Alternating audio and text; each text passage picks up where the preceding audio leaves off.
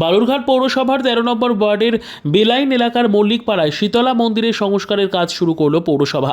এদিন শীতলা মন্দিরের সংস্কারের কাজের শুভ সূচনা করেন বালুরঘাট পৌরসভার চেয়ারম্যান অশোক মিত্র। মল্লিকপাড়ার এই শীতলা মন্দির দীর্ঘদিনের পুরনো। প্রতি বছর পুজোর দিনে এখানে 3 দিন ব্যাপী মনসা মঙ্গল যাত্রা, গান ও মেলা বসে। এলাকাবাসীদের দাবির ভিত্তিতে এলাকার কাউন্সিলর অনুশ্রী মহন্ত পৌরসভায় আবেদন করেন মন্দির সংস্কারের। বালুরঘাট পৌরসভা মন্দির সংস্কার ও এলাকায় আলোকসজ্জার উদ্যোগ নেয়।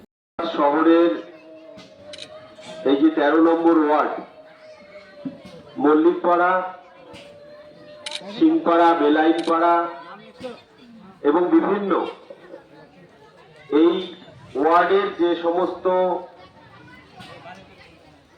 এলাকা রয়েছে এবং পাশাপাশি চকবিহু গ্রাম পঞ্চায়েতের বেশ কিছু গ্রাম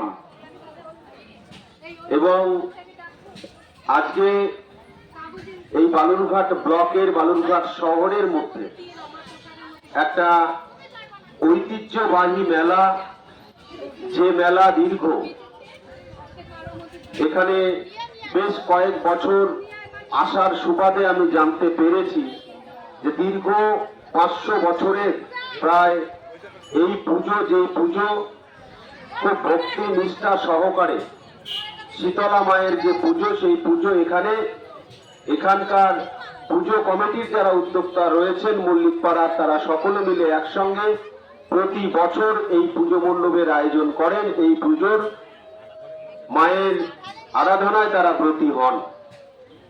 সেই ধারাবাহিকতা বজিয়ে রেখে এবছরে মল্লিকপাড়ার এই শীতলা মন্দিরের পুজো এবং তৎসহ এই যে মেলার আয়োজন করা হয়েছে, আজকে সেই পুজোর এবং মেলার শুভারম্ভে এই অনুষ্ঠান মঞ্চে উপস্থিত রয়েছেন বালুরঘাট থানার আইসি মেয়ে, আমার সহকর্মী কাউন্সিলর অনুশ্রী মহন্ত মহাশয়া সহ গ্রাম।